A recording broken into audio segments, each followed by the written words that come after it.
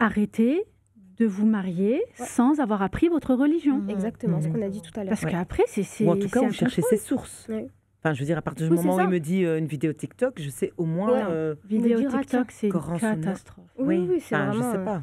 La femme va souvent prendre beaucoup de responsabilités, prendre beaucoup de poids sur ses épaules, beaucoup plus que ce que même Allah subhanahu wa ta'ala lui demande. Et de fait, elle va s'épuiser.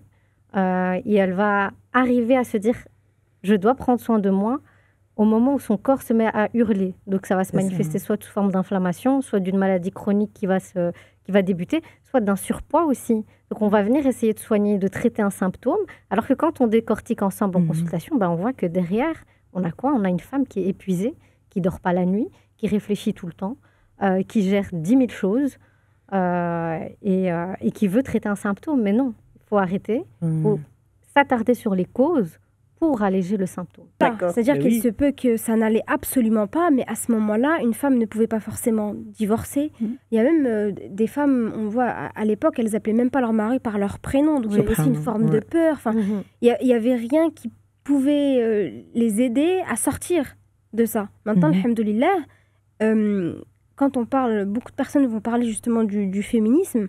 En réalité, on n'a pas besoin de féminisme, c'est-à-dire que l'islam nous donne déjà, dès qu'on parle des droits, souvent on dit oui, mais t'es peut-être un petit peu féministe. Alors qu'en fait, pas du tout. C'est juste que. C'est l'islam. C'est l'islam. C'est que les femmes, à l'époque, malheureusement, leurs droits n'étaient pas forcément respectés. Elles étaient juste focus devoir, donc leur propre devoir à elles. Par contre, on leur donnait pas leurs droits. Donc c'est pour ça qu'on peut même pas comparer, parce qu'en fait, c'était un petit peu, je sais pas comment on peut dire en français, mais c'était le hagra. C'était vraiment de l'injustice. De l'injustice totale.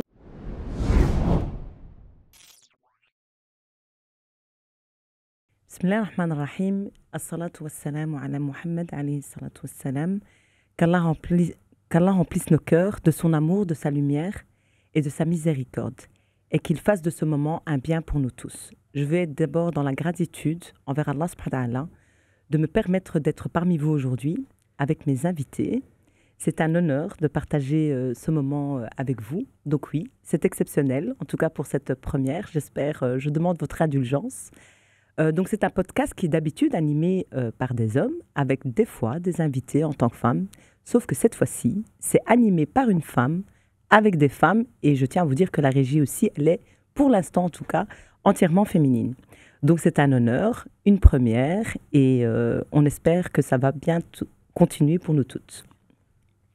Alors je tiens à préciser pour la première fois qu'on va essayer, c'est un espace bien évidemment bienveillant, inspirant, où nous allons aborder différentes thématiques sous le regard de femmes, par des femmes, mais bien évidemment que tous les sujets touchent tous nos auditeurs. Donc bienvenue à toutes et à tous. Alors pour cette première, entre elles et l'essentiel. Entre elles et l'essentiel, on va d'abord aborder la thématique du rôle de la femme et la charge mentale, un sujet qui revient sans cesse. On parle de cette charge mentale par rapport aux femmes. Les femmes n'arrêtent pas d'en parler. Qu'est-ce que cette charge mentale ? Je vais d'abord présenter mes invités, même si je n'ai pas besoin de les présenter, je vais quand même le préciser. Donc aujourd'hui, je remercie Dalila. On n'a plus besoin de... Pardon. Dalila. Tout va bien. Donc aujourd'hui, nous avons Dalila. Tu te présentes? Ça sera peut-être plus simple pour moi. Oui, salam alaikum wa rahmatullah. Wa alaikum salam. Alors moi, je suis Dalila et mon rôle, c'est principalement de m'occuper des familles dans leur parentalité, dans leur rôle de parents. Les accompagner pour leur apporter une sérénité dans l'éducation qu'ils apportent à leurs enfants. Wahiba. Salam alaikum. Donc moi je suis psychologue spécialisée en psychologie islamique. La psychologie islamique c'est une branche, une approche de la psychologie qui s'appuie sur le Coran, la Sunna et l'héritage intellectuel islamique pour conceptualiser le fonctionnement psychologique de l'être humain. Barakallahu fik. Hanan. Moi c'est Hanan, donc nutritionniste. Et donc, mon rôle, c'est d'accompagner les femmes à optimiser leur santé souvent délaissée. Donc, remettre leur santé au cœur de leurs priorités et préserver cette amana que Allah subhanahu wa ta'ala leur a accordée. Beau panel en tant qu'invité. Alors, on va commencer directement. Cette charge mentale, cette santé mentale. Wahiba, je commence par toi. Quelles sont les difficultés que tu as souvent qui sont liées à cet équilibre que tu entends, qui sont rencontrées par ces femmes musulmanes? Alors généralement, si je parle par exemple de mes patientes, la problématique qui arrive, c'est souvent l'équilibre vie perso, vie professionnelle. Cette problématique de charge mentale, je pense qu'on y reviendra en détail après pour définir. La responsabilité en tant que femme, mère, épouse, en tant qu'elle-même aussi, en tant que fille, et c'est ce qui parfois, toutes ces injonctions, toutes ces responsabilités qui vont venir un petit peu déséquilibrer la santé mentale et faire ressentir en fait parfois ce vide intérieur qu'elles peuvent ressentir à cause de toutes ces responsabilités. Et comment justement tu définis cette charge mentale? Est-ce que charge mentale, santé mentale, c'est lié?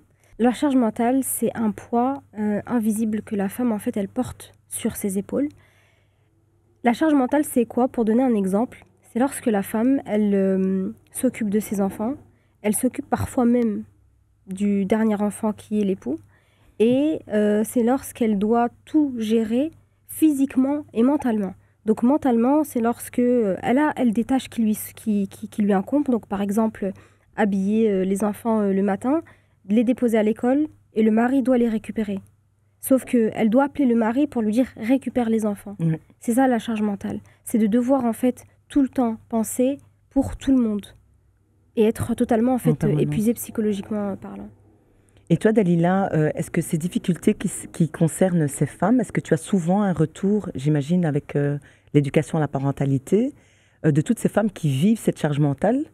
Est-ce qu'elle est liée très souvent à toutes les femmes en général, ou tu vois que certaines femmes plus que d'autres, ou qu'il y a un terrain, ou que Alors moi, par rapport à ta pratique? Toutes les femmes, ce serait mettre tout le monde dans le même sac. Il y a toujours une grosse majorité, évidemment, qui vivent cette charge mentale. Elle est très difficile à vivre parce que quand elles essayent de demander de l'aide ou d'essayer d'alléger le poids, toutes les tâches qu'elles doivent faire, elles n'ont pas l'écoute à côté. Et forcément, à force de répéter, de demander toujours de l'aide, elles s'épuisent, elles disent « bon, c'est pas grave, je vais le faire quand même ». Le problème, c'est que le résultat, il est là. Il y a un trop-plein qui fait qu'à un moment donné, le mal-être, le malaise, c'est elle qui le vit. Et ça engendre des conséquences à son niveau personnel déjà, au niveau du couple et au niveau des enfants. Qu'est-ce qu'elle va apporter à ses enfants avec cette charge mentale? D'accord. Wahiba, aussi la question, est-ce que cette charge mentale, elle est liée, j'imagine, à la femme en général, ou il y a une spécificité femme musulmane? Non, c'est toutes les femmes qui, globalement, peuvent avoir cette charge mentale. Et quand je dis femmes, ça peut être les étudiantes, ça peut être les filles, ça peut être les mamans. En fait, tout le monde peut l'avoir, cette charge mentale. C'est surtout quand on ne peut pas partager avec quelqu'un et se décharger, justement. C'est à ce moment-là qu'on parle de charge mentale. Donc c'est vrai qu'elle est un petit peu plus présente. Elle peut être plus présente chez les femmes qui sont mamans, par exemple, mais globalement, elle est présente chez tout le monde, musulmane ou pas. C'est juste que, pour parler des femmes musulmanes, et sûrement que les femmes non musulmanes ont peut-être d'autres problématiques, mais la charge mentale, par exemple, qui peut être présente chez la femme musulmane, c'est l'éducation.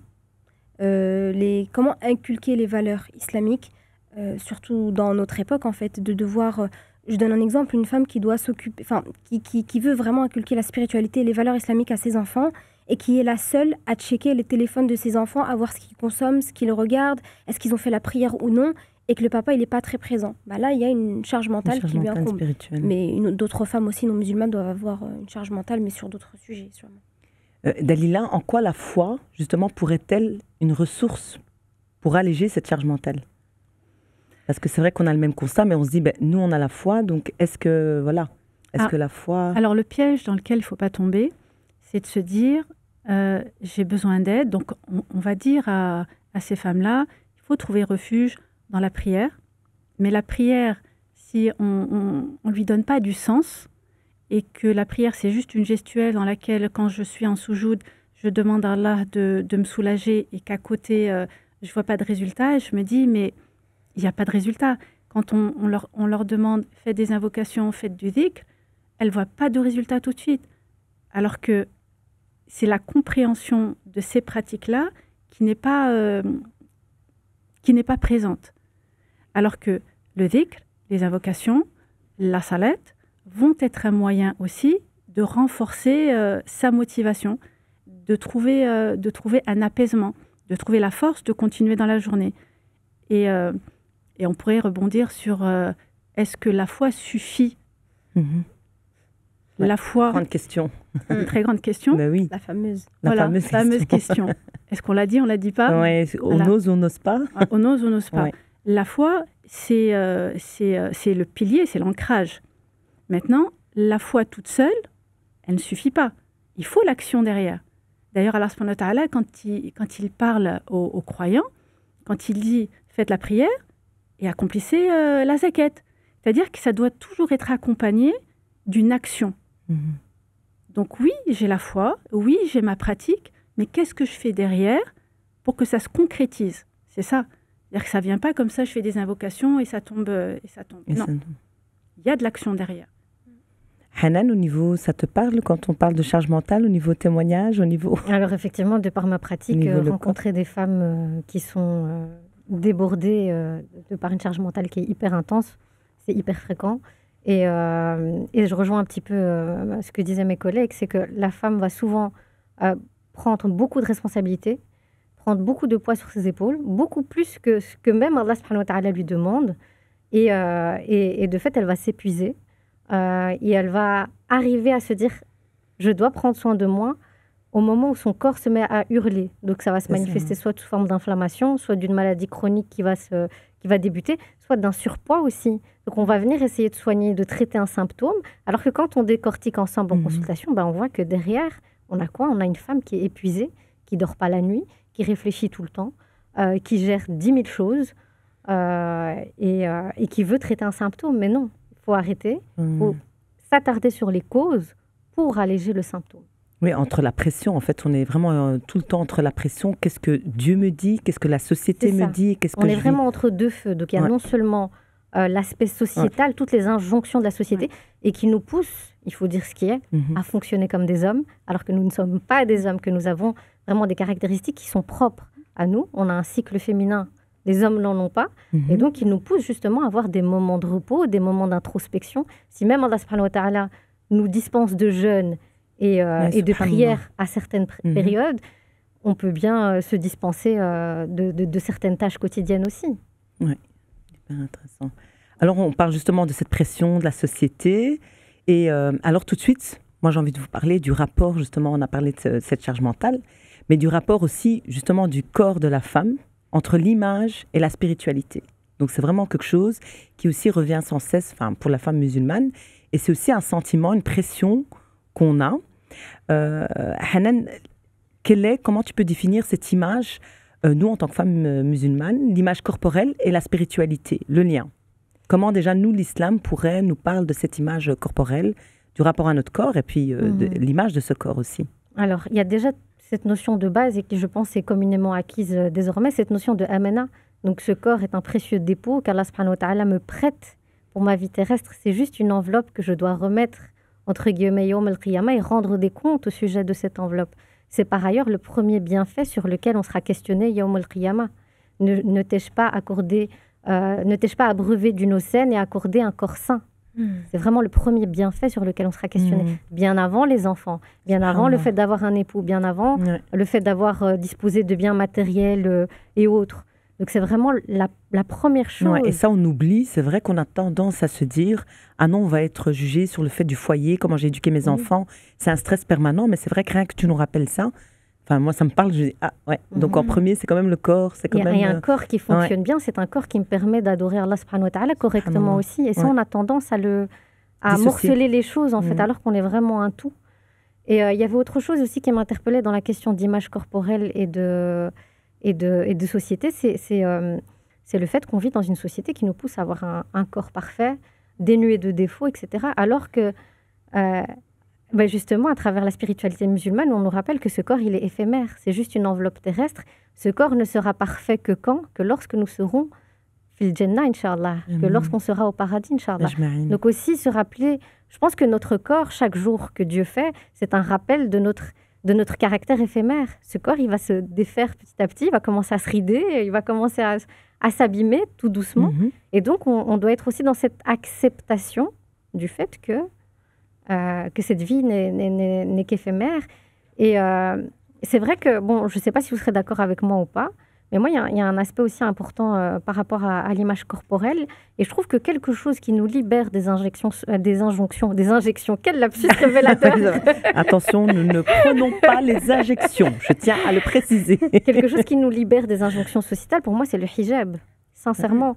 Alors, il pourrait être perçu comme quelque chose qui va cacher le corps, le couvrir, alors que non, c'est vraiment se libérer du regard que l'autre porte sur mon corps. Moi, en tout cas, mon hijab, c'est vraiment comme ça que je l'ai vécu.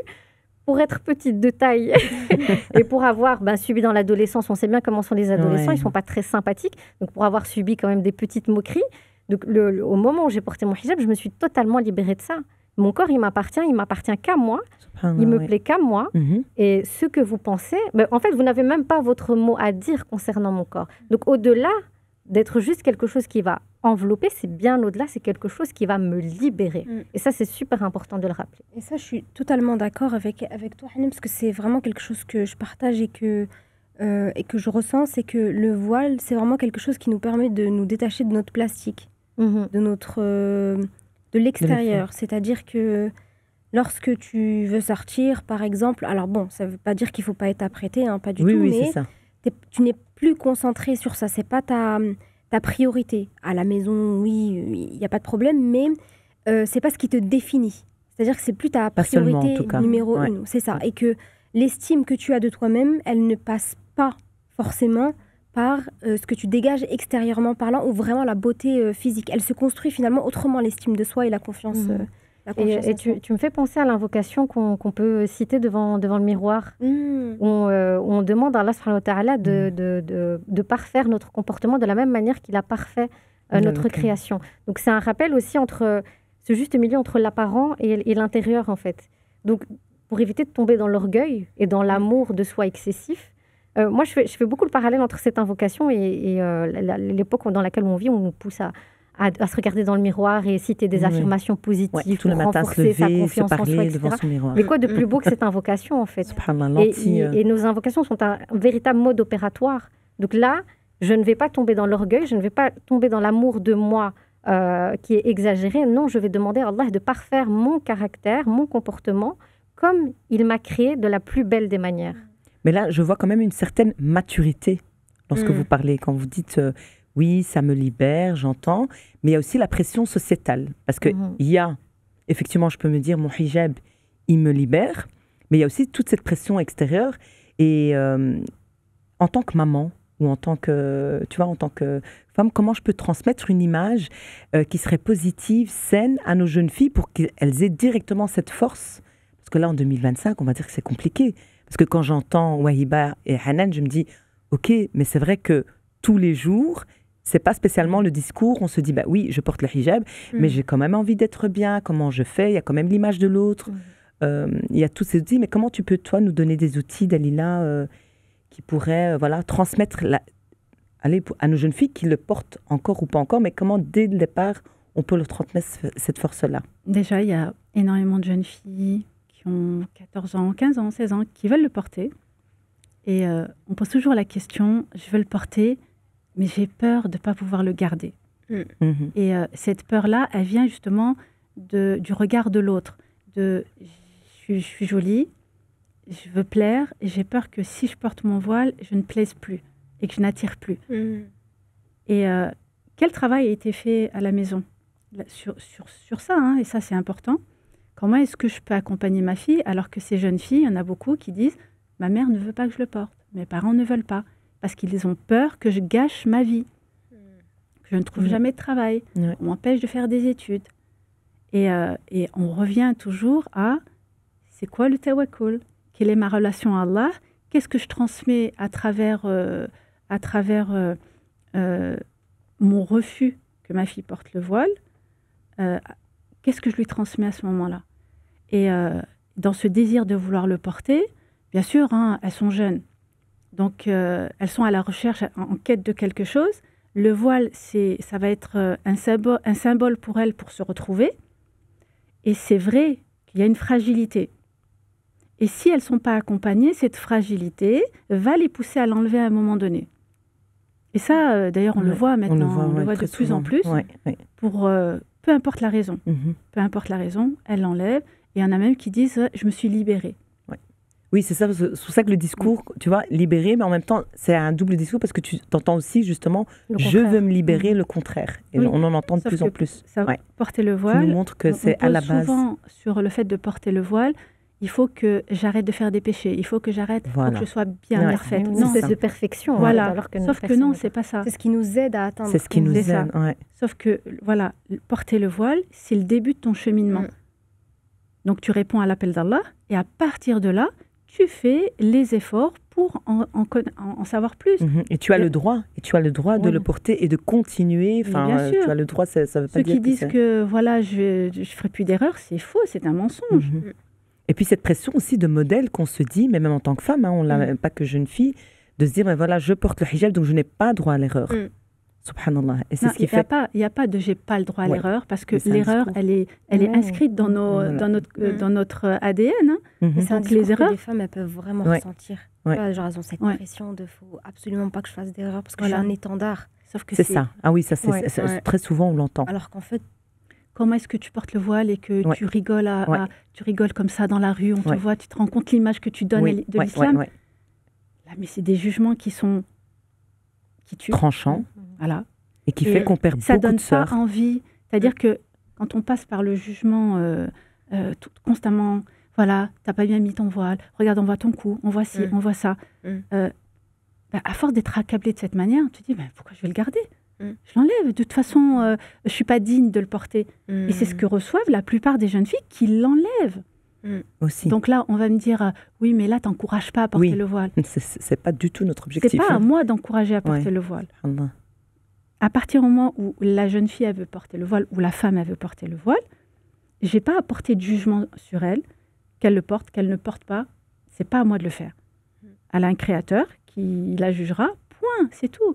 Elle est dans un cheminement, c'est pas à moi de prendre la responsabilité de porter sur elle ce jugement qui risque de lui faire enlever le voile. J'aurai ma part de responsabilité là-dessus. Donc non. Et surtout, comment les outiller ? Parce que comme tu dis, peut-être que certaines n'ont pas eu cette chance d'avoir, avec l'éducation des parents, parce que tu parles aussi de toutes ces mamans qui finalement disent « j'ai pas envie que tu le portes parce que ton avenir, ça va être compliqué, les études ». Mais tu as aussi toutes ces mamans qui disent « porte-le ». C'est bien ma fille, parce que voilà, c'est la pudeur, c'est l'islam qui le dit, mais qui ne développe pas ce que tu dis. Tu vois, à côté. Donc, il y a les deux cas. Il y a les parents, la maman qui dit non, on ne le porte pas, puis l'autre, porte-le, mais finalement, qui n'outille pas convenablement. Parce que la maman, elle ne sait pas comment faire. Elle-même, elle ne sait pas comment le faire. Et la manière dont les parents, en général, éduquent leurs enfants en termes religieux, c'est plus dans l'injonction. Tout est interdit, ça c'est interdit, et si tu ne le fais pas, voilà ce qui risque de t'arriver. Quel adolescent quel enfant qui grandit dans ces interdictions, dans cette punition de « attention, tu risques d'être puni », il grandit, il devient adolescent, il n'a pas envie d'avoir un créateur qui épie le moindre fait et geste qu'il fait, sans qu'il y ait de la bienveillance et de la rahma. C'est-à-dire que les parents, ils ne mettent pas en avant « oui, on peut se tromper ». Mais dans l'erreur que l'on commet, Allah, il est tellement miséricordieux qu'il pardonne. On est des parents, on n'est pas parfait, on commet tellement d'erreurs avec nos enfants. Et oui, je commets des erreurs. Mais quand je commets des erreurs, quand j'en prends conscience, je demande pardon à Allah. Et voilà comment je demande pardon à Allah. Les parents, ils pensent qu'ils vont empêcher leurs enfants de faire des erreurs ou de commettre des péchés. Mais ils en commettent derrière leur dos. Tout à fait. Tout le temps. Tout le temps, sans qu'ils le sachent. Travailler plus l'amour d'Allah subhanahu wa ta'ala. Exactement. Que ce soit le hijab ou une autre action est un acte que tu poses envers Allah subhanahu wa ta'ala. La relation que la jeune fille va développer avec son hijab va être totalement différente que si c'était perçu comme un vêtement qui va soit répondre à une injonction ou de l'autre côté l'empêcher de vivre certaines choses. Enfin, voilà. Le problème, c'est que quand on aborde l'éducation spirituelle avec ses enfants, l'éducation religieuse, on ne l'aborde pas par la rahma. Allah subhanahu wa ta'ala, quand il s'est présenté à nous dans le Coran, plus de 17 fois par jour, on le dit. Bismillahirrahmanirrahim. Donc, à chaque endroit du Coran, c'est sa rahma qui est mis en avant. Qui prime. Sa rahma, son pardon. Mais Et nous, on est là pour imposer à nos enfants, si tu ne fais pas, si tu n'obéis pas, voilà ce qui risque de t'arriver, en pensant que c'est la meilleure manière de faire, alors que c'est la meilleure manière d'éloigner. Et de les stresser aussi. Oui, c'est ça. Oui, Donc, justement, j'imagine que tu as souvent Est-ce que tu as des patientes au niveau, justement, ce rapport de corps et de souffrance mentale, en fait? Alors, déjà, le corps, c'est le premier lieu d'expérience du monde. Donc, c'est ce qu'il va recevoir finalement en premier. Tout à l'heure, tu parlais du hijab et des femmes qui enlèvent le hijab. Encore une fois, il y a absolument zéro jugement. Ça veut dire que il y a un cheminement qui s'est fait peut-être du coup de l'autre sens, mais là, on n'est pas là pour réprimander les femmes qui l'ont fait.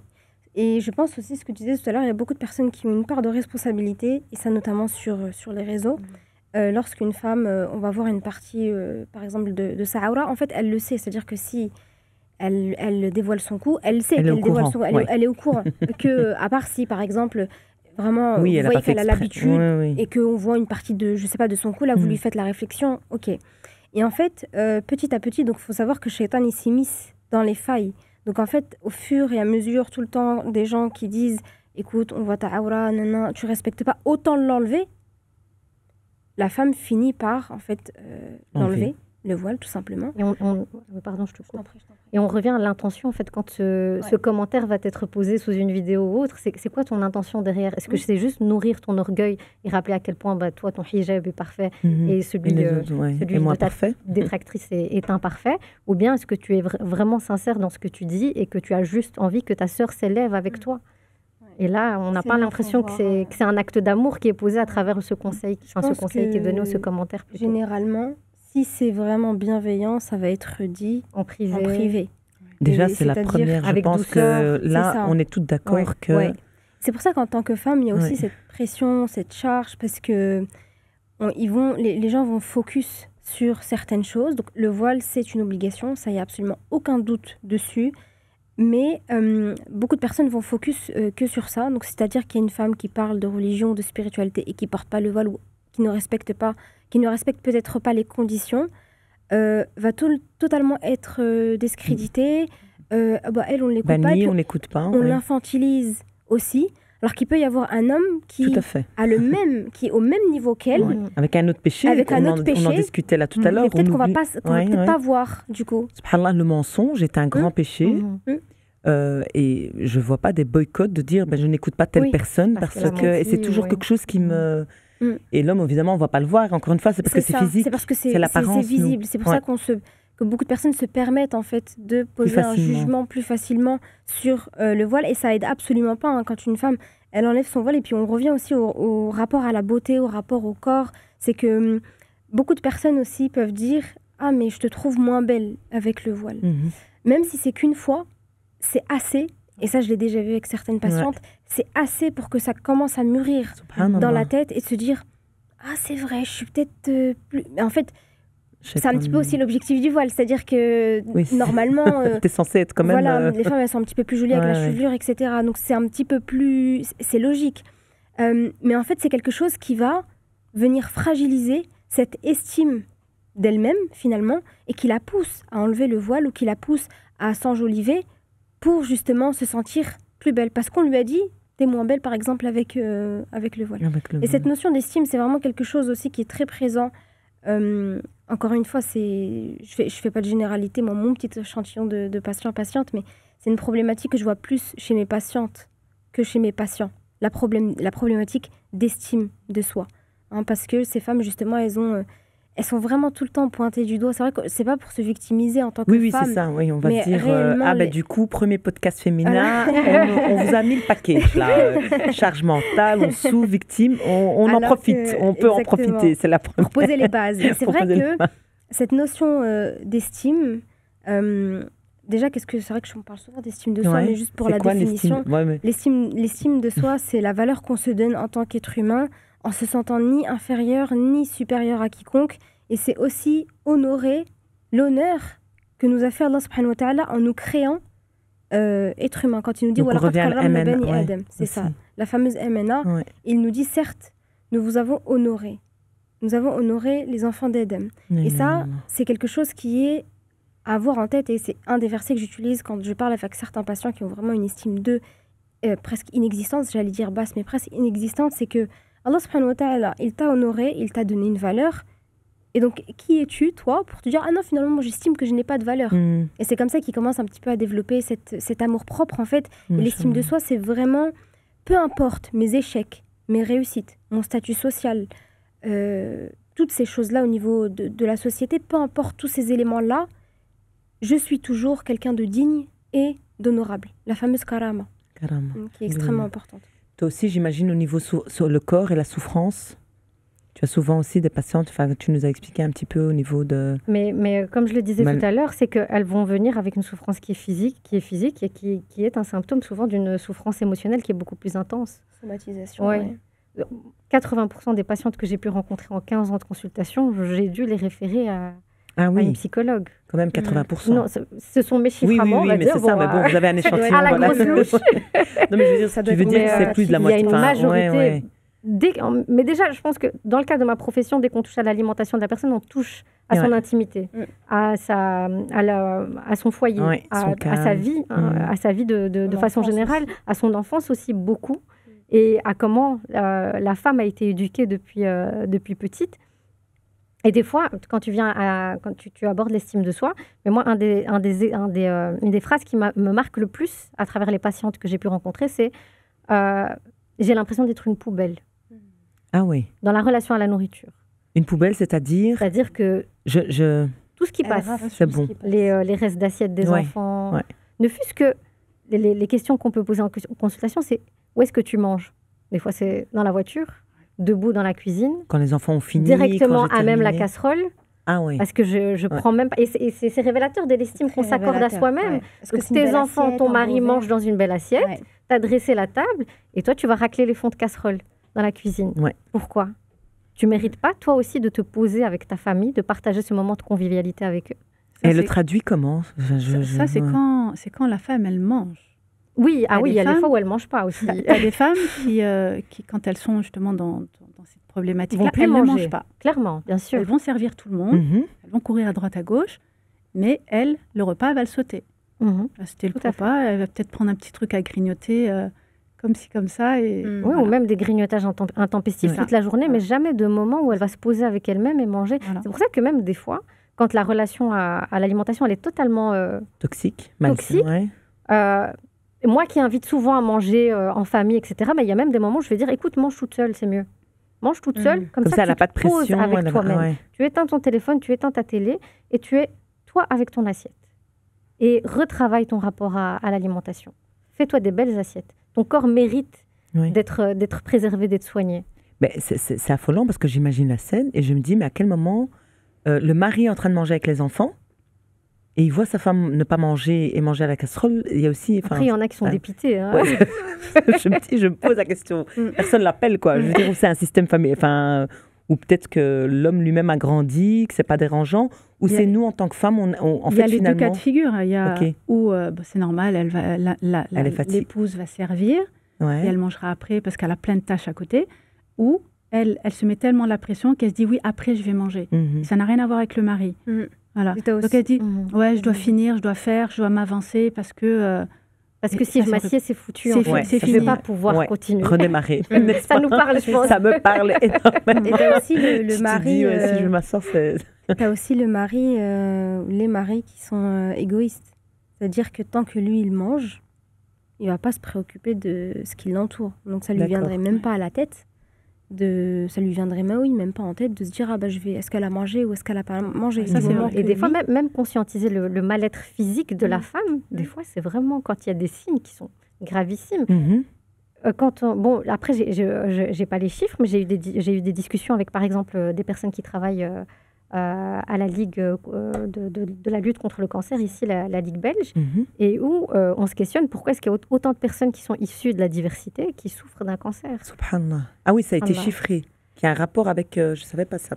En tout cas, je ne sais pas s'il y a des chiffres exacts, mais en tout cas, il y a pas mal de personnes qui travaillent dans le domaine et qui se questionnent par rapport au fait que le cancer touche énormément les personnes issues de la diversité. C'est pour ça que c'est lié à l'émotionnel en plus. Oui, énormément, bien sûr. Donc on revient un petit peu à santé mentale, santé physique, et puis une pression. Et je pense que c'était une discussion que j'avais avec une amie il y a quelques temps, c'est que si on renforçait notre tawakkul, il y aurait quand même un sacré lâcher-prise par rapport à cette charge mentale, par rapport à ce contrôle. Si on se rappelait au quotidien qu'on ne contrôlait pas grand-chose dans nos vies, je pense que ça irait beaucoup mieux en termes de stress. Mais alors le tawakkul en foyer, parce que des fois une femme peut peut-être elle se rendre compte et dire ok, je vais lâcher prise, c'est Allah qui... Mais si le reste ne suit pas, c'est ce qu'elles disent aussi, beaucoup de femmes, hein. J'ai envie de lâcher prise. Vaut mieux que je le fasse, moi, ou sinon ça ne soit pas fait. Ou ça va prendre 2 heures, ou que ce soit pas fait. C'est comme la... Mais du coup, il faut travailler aussi son détachement et comment est-ce que tu as posé les bases. La manière de s'impliquer. Tout comme tous ces systèmes défaillants se sont posés pendant des années, le fait de tout re-questionner, de tout remettre en ordre, ça va aussi peut-être prendre des années. Il faut aussi accepter ça, que ça va prendre du temps. Le changement, ça prend du temps. Il y en a qui pensent que le changement, ça va prendre 1 mois, 6 semaines. Non, ça prend des mois et même plus. Et je pense aussi que la femme a tendance à ne pas parler, à dire l'expression. Tout va bien. Mais c'est aussi l'idée entre les tawakkul, entre la patience et se dire, justement, moi, mon rôle de femme... Le juste milieu entre la patience mais c'est ça. Mais elle se dit, l'équilibre, c'est moi, la femme musulmane. Qu'est-ce qu'on lui renvoie quand elle se plaint? C'est ça aussi. C'est ça, la réponse. Quelle est la réponse? Qui finit par la faire taire. C'est ça, patiente, c'est comme ça dans tous les... Et avant, et on n'avait pas de machine à laver. Et il n'y avait pas de lave-vaisselle. Et il n'y avait pas... Et nos hommes n'étaient pas... Comment faisaient nos mères, comment faisaient nos grands-mères. Et certains maris reprennent ce discours. Oui, mais nos mères et nos grands-mères, elles ont fait... Ça ne veut pas dire qu'elles n'ont pas souffert. Et surtout et puis les grands-mères ne couraient pas chez le médecin, ne couraient pas aux réunions de professeurs, ne roulaient pas en voiture pour assurer tous les rendez-vous administratifs, elles ne travaillaient pas. Les enjeux sont différents, le mode de vie est totalement différent. Donc on compare des choses qui sont tout simplement incomparables. Et ça ne veut pas dire aussi qu'elles étaient d'accord. C'est ça, moi, c'est ça, parce que je dis, c'est un modèle, ils n'avaient pas l'air très d'accord.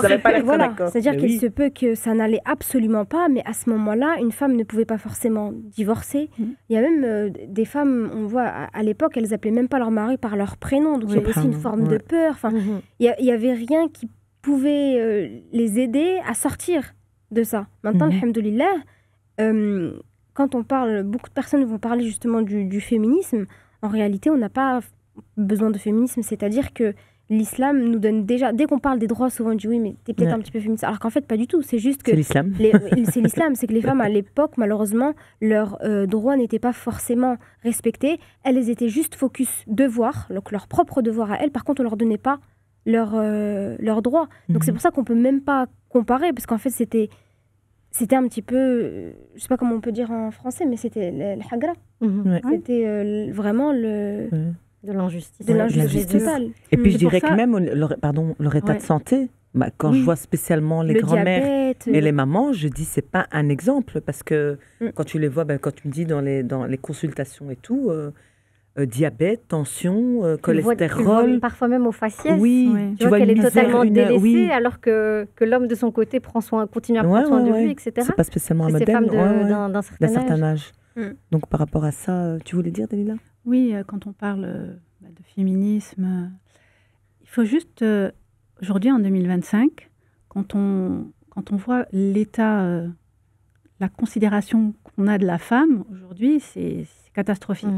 Mais si on revient à la source, quand on voit à Médine, avec le prophète alayhi salam, comment les femmes, elles prenaient leur rôle de femme, parce qu'elles questionnaient... Et c'est bien, parce que c'est la prochaine thématique, l'engagement, tu m'appelles. Elles n'avaient pas honte de venir poser des questions qui les concernaient. Quand elles vivaient une injustice, elles allaient voir le prophète alayhi salam pour établir... Et elles ne passaient pas par quelqu'un, moi j'ai envie de vous dire. Alors aujourd'hui, pour aller poser une question chez un imam ou un prédicateur ou à la mosquée, tu dois passer via un homme. Si tu n'es pas marié, mais si tu as un problème avec ton mari, c'est un peu bête d'aller passer par mon mari pour qu'il aille parler à l'imam, donner un point de vue.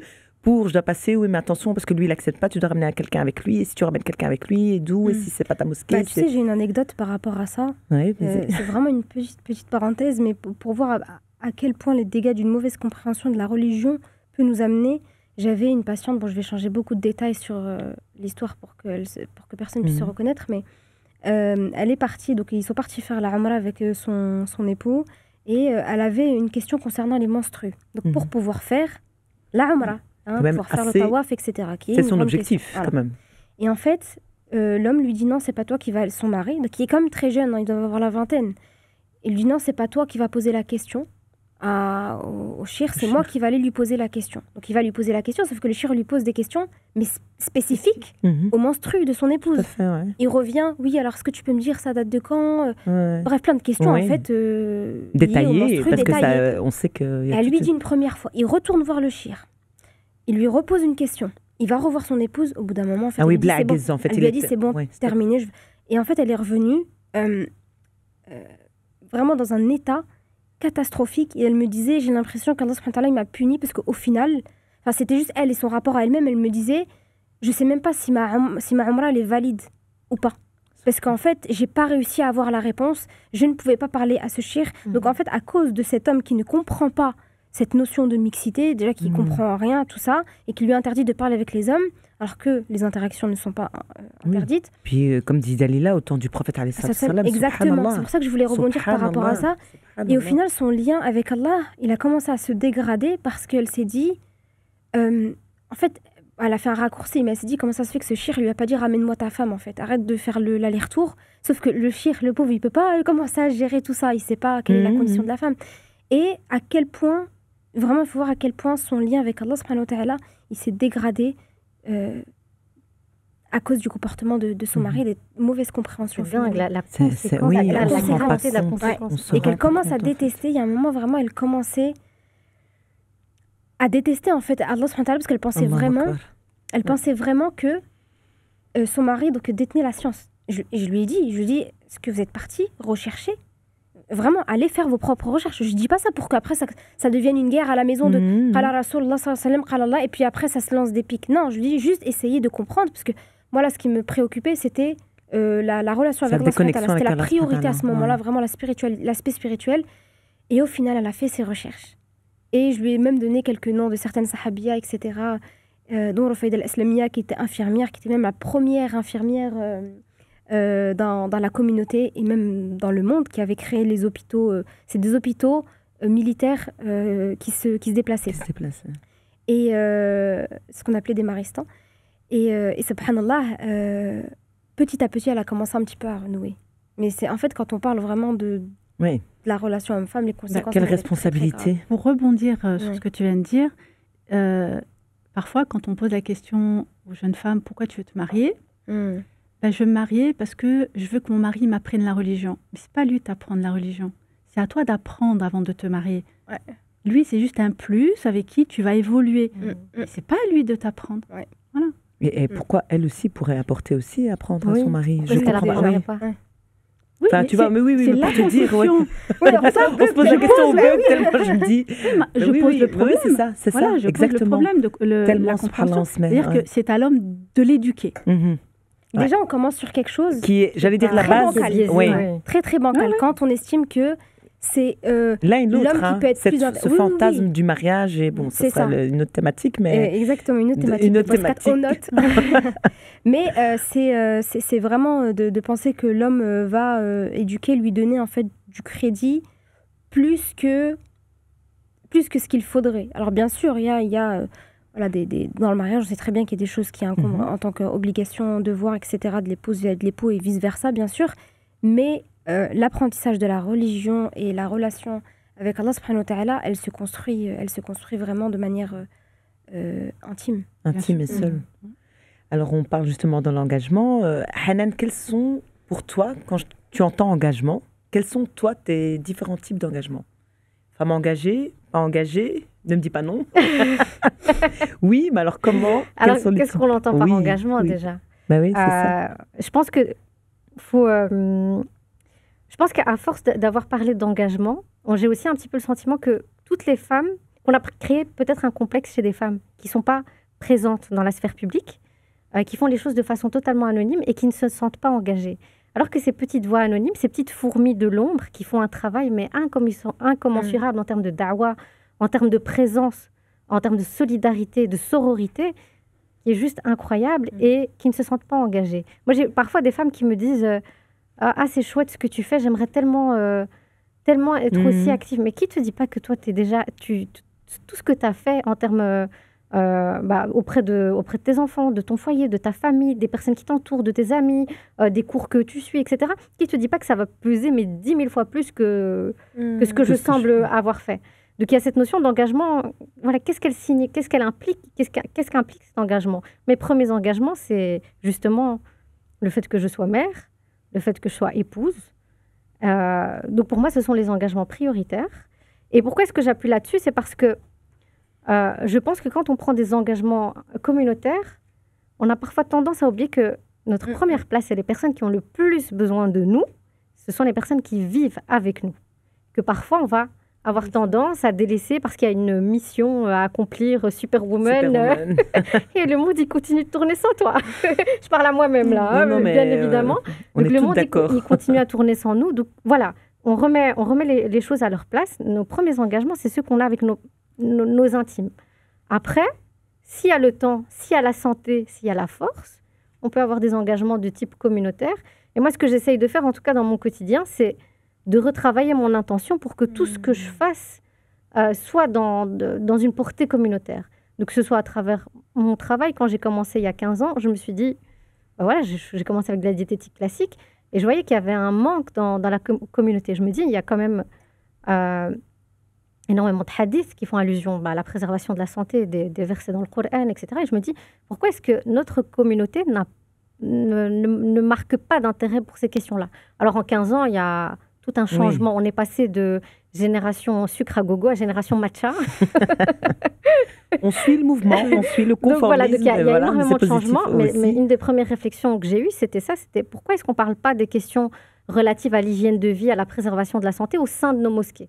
Donc c'est un petit peu comme ça que mon engagement communautaire a commencé et que j'espère continuer, Inch'Allah. Tawfiq. Dalila?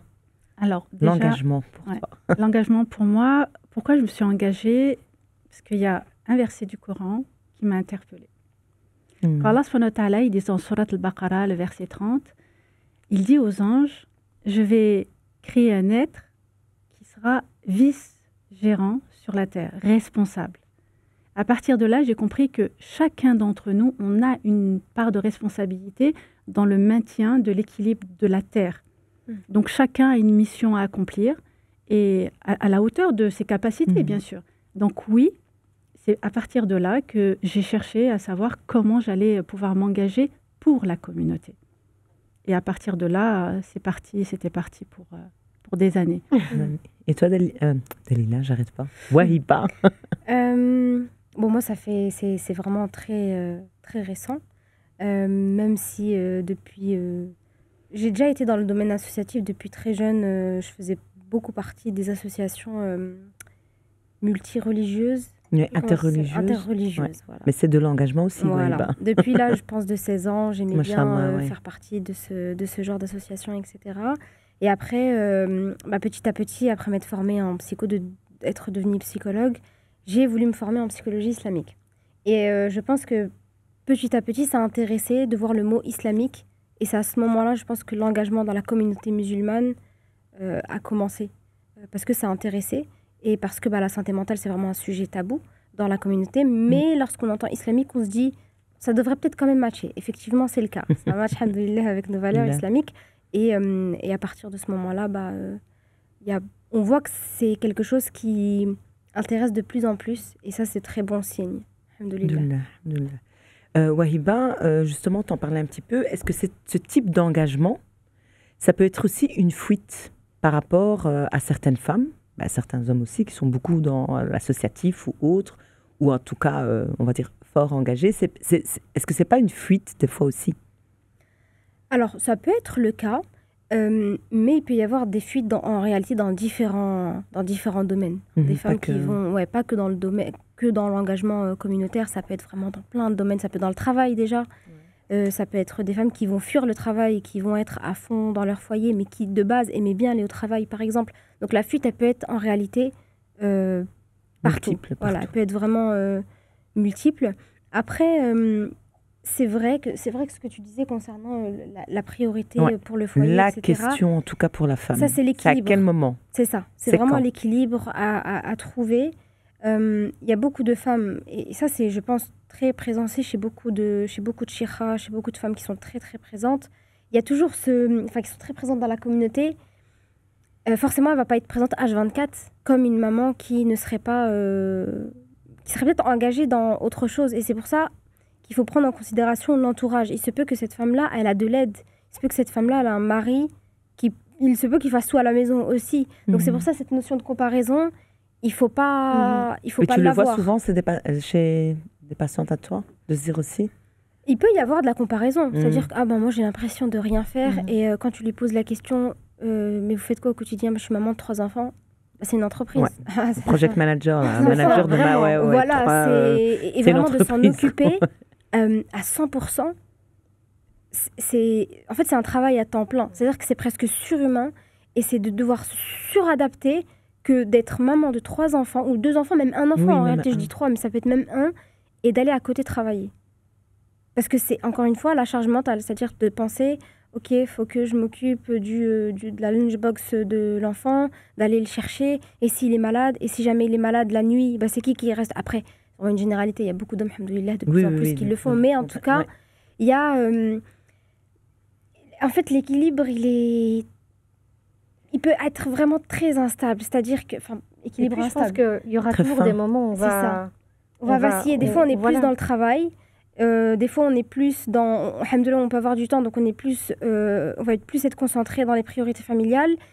Je pense que le plus important, c'est de communiquer. De communiquer avec, si on est célibataire, avec ses parents et sa famille, si on est marié avec l'époux, si on a des enfants, de leur expliquer et de ne pas... Mais comme pour un homme, de ne pas vivre un peu sa vie solo, comme si, comme si la personne n'a pas de compte à rendre. C'est là, je pense, où ça peut commencer les frictions au niveau de l'engagement. Dalila, justement, quand on veut s'engager, se marier, est-ce que si une fille, une femme qui est déjà dans l'engagement, ou un homme aussi, est-ce que c'est quelque chose que tu dois mettre en discuter, de se dire, est-ce que je mets un pas de côté? Parce que souvent, j'entends aussi des jeunes filles qui disent, ah oui, mais non, mais ça, je sais, je faisais partie d'associations de mosquées, j'étais au scout, ah, mais moi, je sais que c'est fini. Elle le dit directement, moi, c'est fini, je veux plus m'engager parce que maintenant, je vais enfin devenir cette femme et je mets tout de côté. Alors, après toutes ces années, ce que j'ai constaté, c'est que quand on avait des bénévoles dans les associations ou dans les mosquées, des jeunes filles, des jeunes femmes, à partir du moment où elles se marient, on ne les voyait plus, elles disparaissaient. Donc, il fallait encore former d'autres bénévoles. Et c'est ça le problème. C'est comment est-ce qu'on a transmis l'importance de l'engagement. Après, bien sûr, la priorité, ça reste la famille. On ne peut pas s'engager dans l'associatif, à la mosquée, si ça ne va pas dans ton foyer. Moi, ce que j'ai constaté à plusieurs reprises, c'est ces mamans qui vont aller s'engager dans des associations ou à la mosquée pour donner des cours, pour fuir leur quotidien. Oui, aussi. Et c'est-à-dire qu'elles ne se sentent pas bien dans leur foyer, et à être à l'extérieur pour donner, elles se sentent valorisées. C'est ça. Voilà. Et cette valorisation, elles la cherchent, elles en ont besoin. Mais malheureusement, ça va créer un déséquilibre dans la famille. Dans son foyer. Et personne ne valorise cette place de femme au foyer. Oui, exactement. Que ce soit au sein même de la famille. Bon, on va pas non plus tomber dans les généralités, mais il y a quand même une majeure partie. Et puis la société ne valorise pas du tout le rôle de la femme au foyer, alors que c'est elle qui élève la société. Quand on va te poser la question, on va te dire, tu travailles ? Non, je suis mère au foyer. Ouais. Ah, donc tu fais rien. Tu le dis déjà avec une petite voix, j'ai envie de te dire. Mais déjà, quand tu réponds, tu réponds non. Ça... donc tu fais mais c'est rien. parce que juste les enfants... Oui, donc en fait, ça fait des années que... Juste les enfants. Juste les enfants. Voilà. Juste les enfants. Je les reprends, ça, mes patientes, quand premier rendez-vous, je demande statut pro, statut social, etc. Et donc je leur demande est-ce qu'elles ont fait des études, est-ce qu'elles ont travaillé. Et quand je leur dis donc la situation professionnelle, je fais rien, je travaille pas. Je dis, et vous avez, qu'est-ce que vous faites? J'ai des enfants. Je dis, du coup, vous travaillez. C'est une autre forme de travail. Et puis elle sourit, je dis, oui, c'est vrai. Je dis, le début du travail, ça commence maintenant.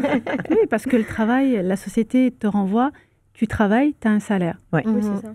Sinon, tu ne travailles pas. Tu n'as pas de salaire, tu ne travailles pas. Tu n'es pas payé. Mais donc, finalement, on est toujours, je me rends aussi dans des combats. Oui. En fait, déjà à l'intérieur, sans parler de l'extérieur. C'est comme l'image du corps, là, tout à l'heure, on parlait, mais on parlait intracommunautaire. On n'a même pas parlé de ce que les autres, l'extérieur, tu vois, l'islamophobie. Et c'est la même chose pour la pression. En fait, déjà, nous, même en tant que femmes musulmanes, donc même ça, le foyer, l'intérieur, l'engagement, même nous, en tant que femmes musulmanes, je remarque aussi que si tout de suite, tu ne viens pas avec je fais ça, j'ai fait mon diplôme, je suis membre active, on te regarde l'air de dire « Ah ouais, mais c'est un peu dommage. » Il y a une forme d'hyperactivité comme ça. Et au plus, on a CV qu'il faut combler. Associatif, on va dire, long. En plus, ça en jette, en fait. Donc même ça, même nous, dans la communauté, on a aussi tout ce travail à faire. Et pas spécialement que les maris et les frères, parce que sinon on va se faire taper dessus. On va dire, mais voilà, je le savais. C'est pour ça qu'elle voulait un podcast féminin. Il fallait pas les ramener en France. Mais je veux dire, moi je pense que les femmes, déjà entre nous, c'est pas facile, quoi. Ah oui, c'est très difficile. Les femmes entre nous. Le premier ennemi de la femme est la femme. On va oser le dire. On va oser le dire. Clairement de bienveillance les unes envers les autres. Complètement. C'est vraiment catastrophique. Je me rends compte. Les femmes entre nous, quoi. Vraiment, c'est déjà... Je me rappelle d'une phrase de Cheikh Rahi qui avait dit « Moi, quand je vois quelqu'un réussir, je fais doua pour qu'Allah il lui rajoute plus. » Et c'est comme ça que j'ai la baraka. Parce que, bah oui, quand tu souhaites un bien, le prophète alayhi salatu wassalam, il dit, quand tu souhaites un bien pour ton frère ou pour ta sœur, les anges disent amis derrière. La même chose pour toi. Donc, c'est un système gagnant-gagnant. Tu es gagnant de toute façon. Tu vois l'autre réussir, eh ben, sois heureux pour. Et il y a de nouveau aussi ce qu'on renvoie comme image, je pense, par rapport à ces notions de réussite ou autre. Moi, ça me renvoie à certaines anecdotes que j'ai pu entendre de par le fait que je suis difficilement joignable ou autre. Et il y a une fois, je suis désolée si la personne se reconnaît, mais on me dit, mais avec tout le succès que tu as, tu n'as pas les moyens de te payer une secrétaire. Et j'ai regardé la dame. Déjà, la phrase, elle est assez... Oui, c'est ça. Et je lui dis, mais écoute, mais moi, je vis au crochet de mon mari. Mais vraiment, pour mettre de la distance, c'est dire, mais tu t'imagines quoi, en fait? Justement, moi, je ne fais pas que travailler. J'ai des enfants dont je m'occupe. J'ai un foyer dont je dois m'occuper.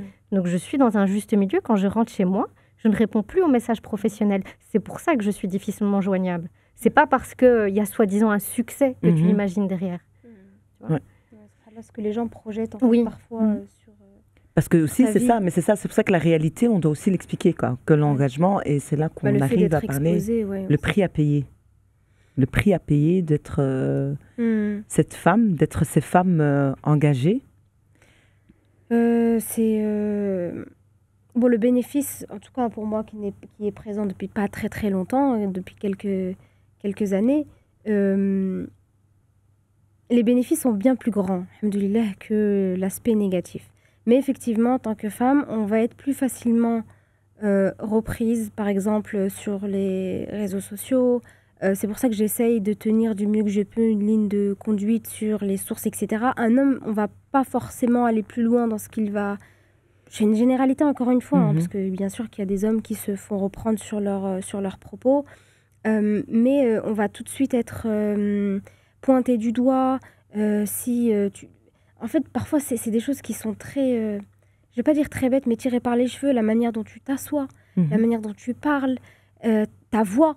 Comment, là, elle a parlé de telle manière. Oh, c'est bizarre. Oh, la voix de la femme, c'est awala. Parce que des fois, on aime bien inventer aussi c'est toujours les classiques. De toute façon, les classiques qui vont ressortir. Ou pourquoi elle s'expose. Il y a assez d'hommes pour... ça, c'était une personne dans une... Bon, c'est un peu les anciens, tu sais, dans la mosquée, qui disaient, oui, ce qu'elle dit, elle, un homme peut le faire. En parlant de moi, parce qu'en fait, les femmes elles voulaient que j'intervienne aussi dans le côté homme. Il y a beaucoup de mosquées qui font ça. Et moi, ça ne me dérange pas d'intervenir parce que je sais ce que je fais. Je ne fais pas quelque chose d'interdit. Donc, il n'y a absolument aucun problème à être exposée. Et en fait, justement, ils disaient non, si elle n'a rien à faire... c'est pas sa place. C'est pas sa place. Alors que la place de la femme, elle est là où elle veut être, en réalité.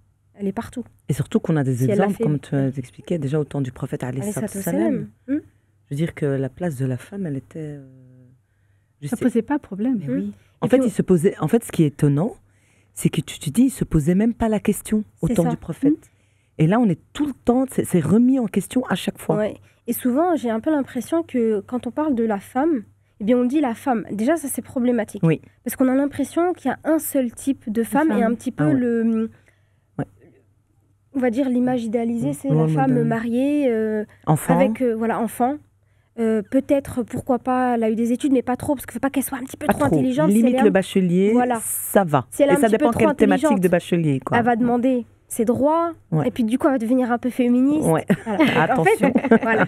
Ça a tout Pas un lien. trop engagée non plus, pas trop mais en même engagée parce temps qu'on l'a quand vu à même la maison. engagée parce qu'elle ne doit pas être trop égoïste non plus. C'est ça. Voilà. Donc en fait, c'est tout, Ouais, ouais. tout plein d'injonctions qui vont Ouais. être présentes. Alors qu'en réalité, subhanallah, quand on voit les profils et les biographies des femmes à l'époque du prophète, alayhi salam, il y avait celles qui n'étaient pas mariées, celles qui étaient médecins, celles qui étaient mariées, qui s'occupaient Veuves, que de ses enfants, ouais. celles qui étaient veuves, celles qui étaient guerrières, celles qui étaient médecins. Enfin, en fait, Celle qui était lettrée, artiste. alors que la majorité La des majorité, personnes c'est étaient ça. Ouais, étaient historienne, lettrées, ouais. poète. Enfin, Je veux dire, personne lui disait non, là, c'est pas ta place. exactement. Tant qu'en fait, elle répondait à ses devoirs, à ses obligations, en fonction de son statut. Hein, Ouais. et Mais bien, ça, elle avait sa place. Oui, ça c'est pertinent, comme tu dis, en fonction de son statut aussi. C'est ça.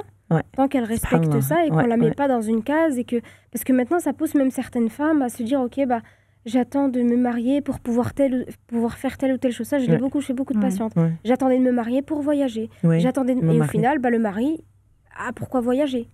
Ouais. Ou lui a trop voyagé. Il veut plus. Et puis ça. là, il Et veut du plus. coup- Il est fatigué, il a fait le tour du monde. C'est ça. Et on Il veut rentre- se poser. C'est ça. Et du coup Comment on finalement fait là on est dans des problématiques où Ouais. bah, alors que l'islam, c'est vraiment une trop belle religion. Allah subhanahu wa ta'ala, il est tellement gentil, il est tellement miséricordieux avec nous, subhanallah, que on donne une image de la religion, mais qui est de Allah subhanahu wa ta'ala, des règles qui sont vraiment moches.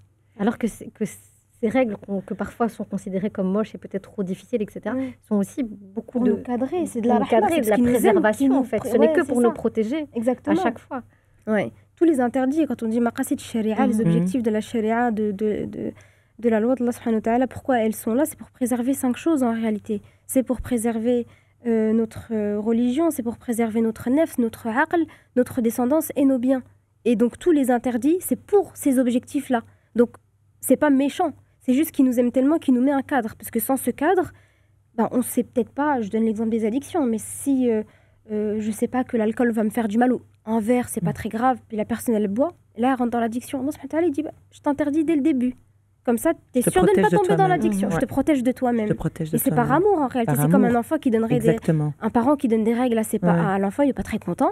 Mais au final, quand tu grandis, tu te dis je comprends, je ferai 10 fois la règle pire avec mes. Je pense à une règle de ne pas aller dormir chez les Ouais. gens. Ouais. Moi, je sais que j'ai jamais été, pareil pour les anniversaires. Et c'est vrai que sur le coup, c'est pas que je ne comprenais pas, mais parce qu'il s'était bien expliqué. Mais maintenant, je me dis, mais jamais de la vie. Je laisserai. Ils iront, et s'ils comprennent pas, tant pis, ils comprendront plus tard. Comme. Alhamdulillah. Mais tu vois, c'est ça. Quand tu parles, par exemple, de ce vieil homme, en tout cas dans la mosquée, tu peux dire encore, je comprends. Oui, Mais c'est moi, vrai. ce que je suis étonnée, c'est que Les jeunes, c'est les jeunes, de plus en Dalila, plus. la nouvelle génération. Il s'est passé quoi? Puisque c'est encore pire, j'ai envie de dire. Parce qu'on avait au moins l'excuse, c'est un peu comme les parents, tu dis, ils n'avaient pas étudié, ils n'avaient pas les moyens, les pauvres, leur priorité, c'était donner à manger, travailler. survie. C'était en survie, mais là, on n'est plus en survie. Il s'est passé quoi, en fait? Qu'est-ce qui fait qu'on est encore, même dans le domaine spirituel, au sein de nos structures, ASBL, mosquée, après, c'est peut-être une impression que c'est pire, mais Oui, c'est pire. ok, ben voilà, Oui, c'est comme pire, ça, au on le moins, voit c'est pas avec une les impression patientes, qui... je le vois avec les patientes ok, aussi, voilà. hein. Bien sûr. Elle Ouais. a 20 ans et puis elle n'a pas le droit de sortir de la maison. Il faut qu'elle l'appelle pour lui demander l'autorisation. En fait, tout un... Au mari. Ouais, au mari. Ouais. Tout un... Mais parce qu'il va te dire, c'est le hadith. C'est le qui- hadith, voilà. Ouais. Sauf qu'ils ont ni Le le contexte, ni le tafsir, ni le... Il y a une femme, subhanallah, qui venait en consultation et elle me sortait des choses que son mari lui disait, sauf que c'était totalement faux. Et je lui ai vraiment posé l'action. Je lui ai dit, mais est-ce qu'il étudie? Parce que peut-être qu'il a Ouais. d'autres sources. Je oui, sais oui, pas. à Allah alam, Madahib, peut-être tu te dis, tout à peut-être moi, fait. je sais Oui, pas. oui, Et en connaît fait, elle pas. me dit non, je dis, mais demandez-lui d'où il a la source, parce que là, c'était vraiment très problématique. Elle lui demande et vraiment, hein, et c'est vrai, on a l'impression que c'est cliché, mais il lui sort une vidéo TikTok. Et là, donc, je lui dis, La bah, écoutez, je référence. vous sors la source Ah que ouais. moi j'avais eue dans mes cours. Je Ouais. lui dis, je vous donne la source, et puis après, vous allez lire. Et ben, elle lui a interdit de consulter. Ah oui, j'imagine. Donc lui, sa source Donc, TikTok, tu elle vois, était plus... tu vois en plus même la mauvaise foi. Ouais. Donc tu dis, mais pourquoi du coup tu t'es marié si le mariage c'est censé être... alors c'est pas tout rose, bien sûr, Mhm. mais c'est quand même censé être une bulle blanche avec des points noirs plutôt qu'une bulle noire Ouais. avec des points blancs. Ouais. très normalement. belle Sinon, image. pourquoi se marier? Tu restes chez tes parents. Ouais. Ça, c'est du contrôle. C'est ça, C'est ouais, un c'est le contrôle. Ouais. et c'est vraiment se Mais sentir... elle le faisait? euh, Est-ce qu'elle écoutait? Ah oui, C'est écoutez, si parce qu'elle, elle consulté- savait pas. Ah, Ouais. oui, vu qu'elle, Elle elle s'est dit n'a à un pas moment, de peut-être source, que je suis... Ouais, elle se c'est pas dit, c'est peut-être lui qui sait. Et puis lui, il arrive à lui sortir vraiment quelque chose de très grave. J'ai eu peut-être 3-4 patients dans ce cas-là. Le hadith qui dit que la prière de celui qui a énervé, dont le mari était en colère, Ouais, terrible. ne passe pas. Ouais. C'est une femme qui prie depuis des années, une vingtaine d'années. Elle n'a jamais raté ses prières. Et je sais pas ce qui s'est... Enfin, je sais ce qui s'est passé, mais bon, il s'est passé... Oui, il y avait quelque eu chose. vraiment une grosse dispute. Il lui a dit, bah, tu sais quoi, je suis en colère, et il lui a sorti le hadith. Ah oui, Bah, qu'est-ce qu'elle a fait? punition. Voilà. Donc comme ça, t'es Donc, il lui a maudite. dit, et moi, que je n'accepte... Donc comme si c'était lui qui... Oui, oui. Déjà, comment il a compris à le l'envers. rapport du créateur, déjà, le lien est un C'est ça. peu... Et ce qui s'est passé, c'est que effectivement, elle a arrêté la prière. Voilà. Pendant 2 jours. Et vraiment, elle était dans un état en consultation. Bah là, la priorité, c'est on reprend la prière, vraiment. Mais en fait, c'était devenu... elle a fait un rejet d'Allah subhanahu wa ta'ala, mais parce qu'elle rejetait son mari. En fait, la colère, elle était dirigée vers son mari et finalement pas sur Allah subhanahu wa ta'ala. Et du coup, on a travaillé sur ça et elle a repris, puis elle a même rattrapé ses prières. Mais D'accord, c'est pour dire à quel point... Là, ce qu'on peut soulever comme problématique, c'est arrêter de vous marier sans avoir appris votre religion. Exactement, ce qu'on a dit tout à l'heure. Parce qu'après, c'est... Ou en tout cas, c'est vous un cherchez contrôle. ses sources. Oui. Enfin, je veux dire, à partir du Oui, moment où c'est il ça. me dit une vidéo TikTok, je sais au moins... Ouais. Vidéo Me dira, TikTok, c'est une Coran Sunna. catastrophe. Oui, c'est enfin, vraiment... je sais pas. Tout qui C'est-à-dire est que- sorti du Et, contexte. et Voilà. tout le monde prend la parole sans aucun bagage religieux. C'est ça. C'est vraiment Et c'est des tribune jeunes, hein. qui est donnée à n'importe Il y a beaucoup de qui. jeunes Énormément de Voilà, jeunes. beaucoup de jeunes. la trentaine. qui... il y en a, ouais, des Il jeunes. y a des Oui, des bébés, 18, des 19 adolescents. Ils viennent et comme ils ont, comment dire, le feeling et ça matche bien avec le public. même profil Mhm. voilà, des autres jeunes, ils sont suivis. Il suffit parfois d'une vidéo qui a été virale. Pour que... Pour que Et ça- les conséquences, elles peuvent être désastreuses. Mais Ouais, Dalila, ça, justement, par rapport à ça, quand tu dis pour le mariage, on n'est pas assez préparé, enfin, apprenez votre religion, mais c'est quoi? La base, tu conseilles quoi? Tu dis revenez à la base ou en tout cas essayez d'apprendre où chercher les sources. Apprenez votre religion, allez dans des instituts sérieux. Ouais, Il faut que ce c'est soit ça. académique. Ouais, voilà, Il faut c'est arrêter ça. de prendre par-ci, par-là. Voilà, c'est ça. Assister à un dars, c'est bien. Le dars, il sert Un à rappel. booster, Mhm. motivé. voilà, à motiver. Il ne sert pas à te donner un enseignement. L'enseignement, tu l'apprends de manière académique. Il y a un processus d'apprentissage. C'est vraiment quelque chose qu'il faut aller vraiment dans cet apprentissage. Ça, c'est important. Quand on revient sur l'apprentissage aussi dans les mosquées, c'est problématique aussi. Mm. C'est une réalité, c'est une vérité. C'est le sujet d'un autre podcast. On va s'éloigner là. D'accord. Il y a beaucoup à dire. Voilà, c'est ça, le sujet de... Hanan, on parlait du prix à payer. Je reviens. Alors, moi, je vais nuancer un petit peu ce que disait Wahiba, mais je suis très contente de ta très belle expérience et pourvu que ça dure, Inch'Allah. Après, voilà, quand je parle de ces thématiques-là, je dis toujours que dans 95% des cas, si je dois faire un retour de mon parcours visible, entre guillemets, ça se passe très bien, alhamdoulilah. Mais les 5% où ça se passe mal sont très, très, très lourds. Ça peut toucher à ton intimité, ça peut toucher à ta vie de famille, ça peut toucher à ta santé, dans le sens où, comme je te le disais hors avant antenne, podcast, entre ouais. guillemets, c'est que même quand tu vas à l'hôpital et qu'on te reconnaît, donc tu as toute cette sphère privée qui tombe à l'eau. Mhm. Donc on sait de quoi tu souffres, on sait quels médicaments tu prends. J'ai eu aussi l'épisode cet été. Voilà, il y a eu un moment où un membre de ma famille a été hospitalisé.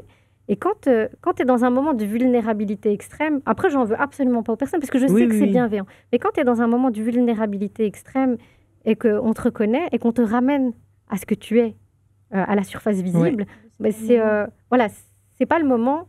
Je suis dans ma bulle Ouais, respecte. et j'ai envie de rester dans cette bulle.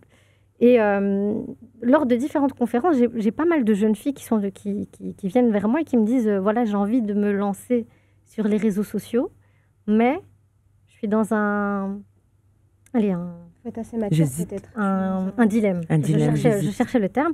Est-ce que je me montre ou pas Mm. Alors, franchement, moi, je suis peut-être un petit peu cash, et ça peut même paraître paradoxal à ma présence ici ou autre, mais je dis, si tu y arrives sans te montrer, fais-le. Ouais. Fais-le dans le sens où si tu le fais, faut t'assurer d'être bien protégé, d'être bien entouré, avec un entourage bienveillant qui va te rappeler... C'est quoi être bien protégé? Donne-nous l'astuce. Un entourage bienveillant, ouais. que ce soit un mari, que ce soit un frère, que ce soit un père, que ce soit des amis, des sœurs, d'avoir un entourage bienveillant avec qui discuter. Et aussi, je pense il nous arrive d'avoir ces discussions aussi parfois, c'est si je tombe, j'espère que vous toutes, vous me relèverez. Oui. Dans le sens où il ne doit pas y avoir de tabou aussi entre nous. Ouais, si tu vois que je commets une faute, n'hésite pas, reviens vers tu m'en parles à cœur ouvert, il n'y a pas de problème. Donc il y a cet aspect-là, être très bien entouré. Parce que peut-être que tu vas te faire harceler. Parce que peut-être que tu vas être victime de commentaires islamophobes. Et même, parfois, ça peut aller plus loin. Toucher même à ta sécurité. Je fais un peu flipper. Oui, non, c'est chouette. C'est bien pour une première fois. C'est bien.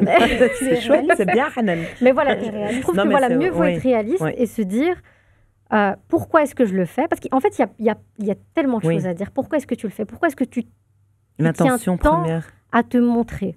Parce que je trouve que, pardon, je te coupe, mais déjà, une personne qui vient dire « j'hésite à me lancer pour l'engagement », moi, je trouve ça déjà... Enfin, moi, j'ai déjà un problème avec ça. Mais l'engagement, il peut être invisible aussi. Oui, c'est ça. En fait, déjà dire je veux me lancer dans les... Comme si c'était déjà un projet, enfin, comme si ça devait passer comme si les réseaux, c'est un projet. Comme si c'était un réseau. En fait, mais c'est devenu un projet. C'est devenu un moyen. Oui, normalement, c'est un moyen, c'est un outil. Tu ne viens pas dire à une personne je veux me lancer, comme si je veux me lancer dans une carrière de chanteuse ou de footballeur, ou je ne comprends pas, en fait. Je veux me lancer. Non, c'est que tu offres quelque chose où on te demande et c'est un outil. Enfin, je ne sais pas. Oui, c'est vrai. Mais du coup, là, c'est devenu une fin. Donc, si ton objectif final, c'est juste d'être visible, ton intention, elle est où là-dedans? Tu vois, en fait, ça questionne énormément de choses. Et même la terminologie affichée. Oui, c'est ça. C'est déjà pas beau. Moi, je trouve que c'est hyper agressif. Ça me dérange. C'est comme si on était des espèces d'une affiche publicitaire qui se baladait dans la rue. Ce terme affiché, ou alors aussi, des fois, ce qu'on nous rapporte, elle a décidé de s'afficher, elle va finir par retirer son hijab. Genre, c'est le... C'est le mode opératoire, c'est l'importance la bien conséquence, comme tu as dit, religieusement parlant religieusement, aussi. c'est ça. Oui, et avoir des référents religieux autour de nous. Ça aussi, c'est ça, alhamdoulilah, c'est vrai que... Qui vont peut-être pointer du doigt lorsqu'ils voient qu'il y a un petit... tu vois que tu commences un petit peu à dévier. Ah bah là, je vois que tu t'habilles un petit peu plus comme ça. Ou tu vois, qui remarquent certaines choses. Il y a même des fois dans la rafla. Oui, voilà, exactement. Et tu peux te perdre à un moment. Et ça, c'est pas de l'infantilisation. Pas du tout. Non, bien sûr. Parce que je sais ce qu'on va dire. On va dire oui, on vous infantilise parce que vous n'êtes pas en capacité de... Tu vois, mais tu as raison de le souligner. Mais même des femmes, quand je dis ça, moi j'ai un entourage, alhamdoulilah, très sain d'amis que j'ai depuis plusieurs années et des personnes que j'ai rencontrées, mais même déjà entre nous, je veux dire, qui pourraient conseiller l'autre, lui dire j'ai remarqué telle ou telle chose, sans vraiment pour le coup passer par des hommes sains. Je parlais plus par des hommes sains de la communauté, que ce soit les pères, les maris, les frères, etc. C'est clair, c'est clair. Donc le prix à payer, il est aussi au niveau de la femme qui s'engage plus lourd que celui... Oui, je pense. Peut-être. Après, je pense que... Oui, directement aller, oui, je pense. Je pense que ça peut toucher et les hommes et les femmes. Il y a peut-être aussi la question des éloges. Ah, c'est la nafs. Parce que dans les jeux, ça aussi. Parce qu'il n'y a pas que le côté harcèlement. C'est très, très dangereux. Parce que les gens ne voient que ce qui est beau et mignon et de tout l'extérieur. Mais c'est pour ça que je voulais qu'on en parle, parce que souvent, il y a cette réflexion-là. Ah non, mais on dirait que voilà, telle personne, elle est là. Mais elle, c'est facile, elle doit avoir un mari, mais génial, super, parce qu'elle a autant d'enfants. Il y a une espèce d'idéalisation du mode de vie qui et elle a l'air comme ça souriante. Et si elle a le temps, moi, j'ai même pas le temps de faire mes machines. C'est pas vrai, on vit toutes des... Mais c'est ça, c'est pour ça que je voulais qu'on en parle. Mais c'est ça, de dire... On a des problèmes de santé, on est éprouvé. Voilà, on vit exactement les mêmes problématiques que tout le monde. Et au final, quand des fois, on te voit de façon un peu plus brute, hors antenne, on se dit mais je t'imaginais pas comme ça en fait. Toi aussi ça t'arrive. C'est tout le temps. Mais c'est aussi une manière de se protéger aussi peut-être. Bien sûr, obligé de mettre un cadre et bien sûr que je suis pas la même dans la vraie vie. Oui. Même si je suis, la manière dont je m'expose sur les réseaux, c'est aussi moi, très authentique. Et je peux l'être aussi, très sérieuse, etc. Mais j'ai d'autres côtés que, après c'est logique. Je suis devant la caméra, je vais pas être à l'aise comme lorsque je suis avec des amis ou la famille. Mais forcément, j'ai d'autres facettes. De toute façon, la posture, elle est déterminante pour être respectée aussi. c'est important. Pourquoi on s'expose? C'est parce que j'aime pas ce mot exposé. Oui. On doit trouver un... Ni exposé, ni affiché. On va réfléchir. Voilà. Aidez-nous, les auditeurs, à trouver un autre terme. On ne veut plus être affiché, on ne veut plus être exposé, on va réfléchir, on va trouver quelque chose. Ce qui est important, c'est pourquoi est-ce que je me montre sur les réseaux? Quelle est mon intention? Pour moi, c'est transmettre un message. Vouloir réformer, transformer et changer, faire autrement. Parce que ce qu'on a reçu, c'est pas ce qui va construire quelque chose de solide. Le but, c'est que la communauté, elle s'élève, pas qu'elle reste dans la médiocrité. Et donc voilà, tout naturellement, j'ai montré ma tête. Mais c'est sûr que si je dois conseiller quelque chose à d'autres sœurs, c'est ça. J'allais dire justement, ne vous quel montrez message pas. vous ne vous montrez pas.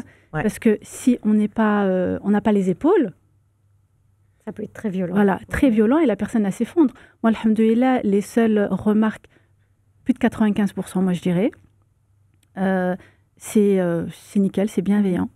Après le reste, ce sont des femmes et toujours des femmes et encore des femmes qui vont venir de la communauté. De la communauté, qui vont venir essayer de casser ta dynamique. Voilà. Bon, moi, ça me fait rien. Hein. C'est pas grave, parce que je sais, j'ai un objectif. Et concernant les remarques islamophobes, j'en ai rien à faire. Ouais. Moi, limite, ça me touche moins ça que me touche quand même c'est un pas. Mais après, en tout cas, moi, je parle du microcosme belge et bruxellois. C'est tout petit. C'est très petit. Et quand tu as ton visage qui est balancé sur X, Twitter, avec ton nom de famille, le lieu où tu travailles. Oui, non, ça peut être très violent. Niveau professionnel, niveau sécurité, niveau... C'est sûr que... Donc, il y a toujours les deux combats, en fait. On paye le prix interne et en intracommunautaire et en extracommunautaire. Et on est moins protégé aussi. Enfin, du coup, j'ai envie de dire des fois, justement, pour l'extérieur, protégez-nous, quoi. Enfin, que ce soit déjà les femmes là chez nous et les hommes aussi, protégez-nous. Non, ils vont te dire c'est de ta faute. Hein. Ouais, il fallait pas t'exposer. Mais ça, j'entends souvent. Si elle s'est exposée et qu'elle se fait insulter, elle doit assumer. Une fois, j'avais fait un live avec un frère sur les problèmes d'agression sexuelle. Et le frère, il est à l'autre bout de la terre. Moi, je suis chez moi. Et je reçois un message d'une sœur qui dit: est-ce que ça ne te pose pas de problème de t'afficher avec un frère, de parler avec lui? Mais je suis devant des milliers de personnes. Ou Khaga, il est à côté. Voilà. Enfin, je veux dire, des milliers de personnes. Pas très loin. Je n'ai fait... La manière dont je parle, c'est la manière dont je parlerai avec n'importe qui. Ma voix, elle n'est pas mielleuse, elle n'est pas... je suis pas dans la séduction, rien du tout. Tu vois, c'est une compréhension qui est complètement biaisée. Et c'est terrible, ça. C'est pour ça qu'on n'avance pas. On n'avance pas.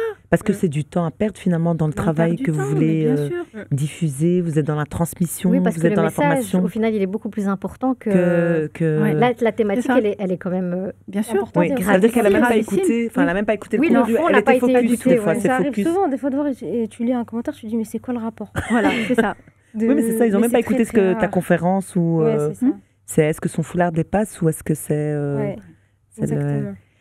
Mais je pense que ce qui est aussi très très important, c'est vraiment de se prioriser dans tout ce qu'on a dit, que ce soit à l'extérieur, donc par rapport à l'exposition, etc., de se prioriser, de ne pas être touché par ce qui se dit, mais de prendre comme s'il y a des choses qui reviennent très souvent quand même sur la posture, de prendre en considération, parce que c'est peut-être que ça vient de quelque part.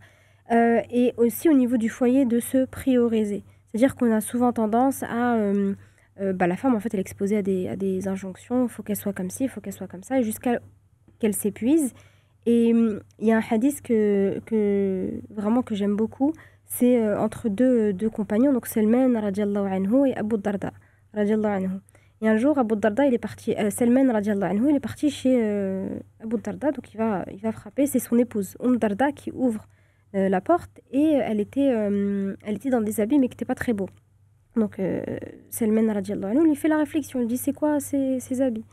Et elle dit ton frère n'en a que faire de la dunya, en parlant de Abu Darda radiallahu anhu. Il va s'asseoir en attendant Abu Darda radiallahu anhu. Il arrive l'heure de manger, et donc Salman radiallahu anhu commence à manger, et puis Abu Darda radiallahu anhu il mange pas. Il lui dit pourquoi tu ne manges pas? Il dit je jeûne. Il lui dit je ne mangerai pas tant que tu ne manges pas. Il a mangé.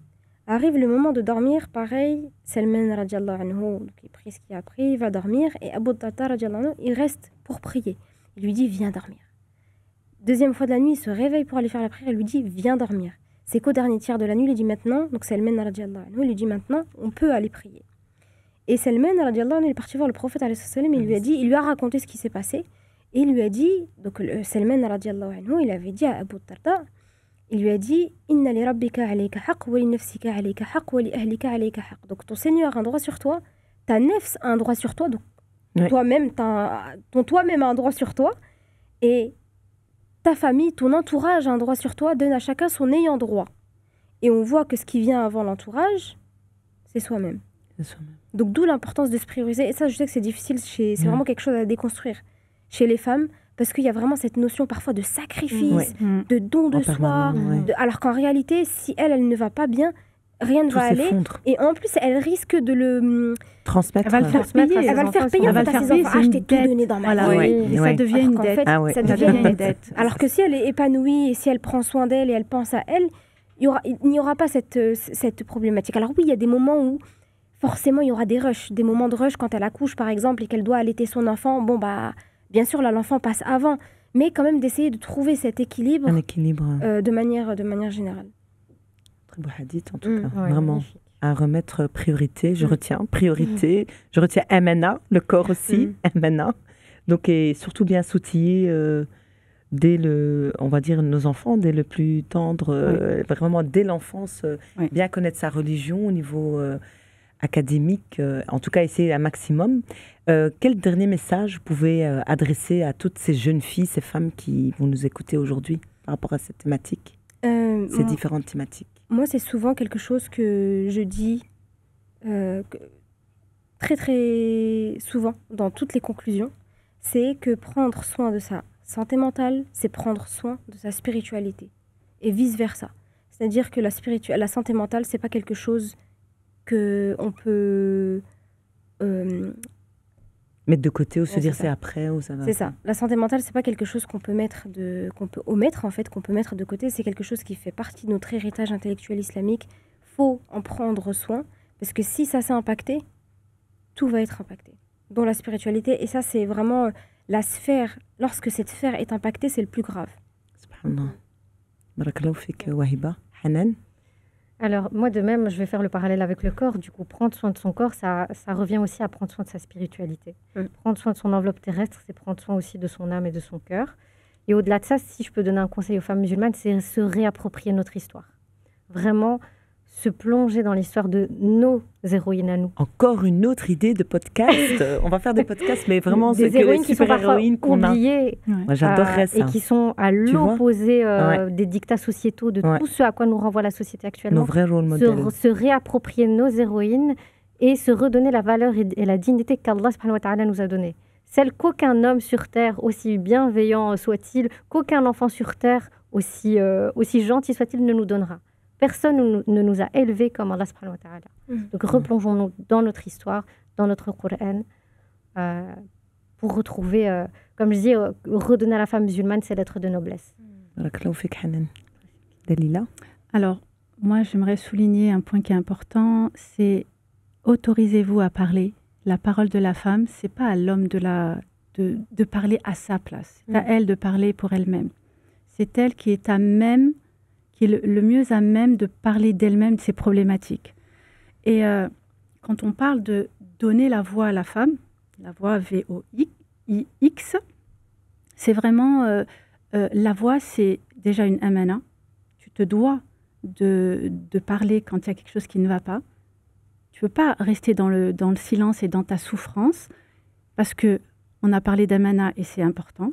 Sinon, tu te fais du tort à toi-même. Il est interdit de se faire du tort à soi-même. Et la voie, c'est quand même un chemin que tu construis vers quelque chose. Donc, c'est se projeter quelque part. Donc oui, autorisez-vous à parler, autorisez-vous à dire les choses, bien sûr, de manière bienveillante, de manière intelligente, de manière construite, pas n'importe comment. Barakallahu fikoum. En tout cas, on a vu qu'à travers ces échanges, on a rappelé cette importance de la femme, le rôle précieux, central qu'a cette femme musulmane. que chacune d'entre nous puisse trouver cette force d'assumer pleinement ce rôle avec dignité, foi et confiance. Je remercie évidemment toute la régie, les auditeurs et mes invités, et nous espérons nous revoir pour un autre podcast qui va être aussi intéressant, Inch'Allah. Barakallahu fikum. Barakallahu fik. Salam alaikum. Alaykoum salam.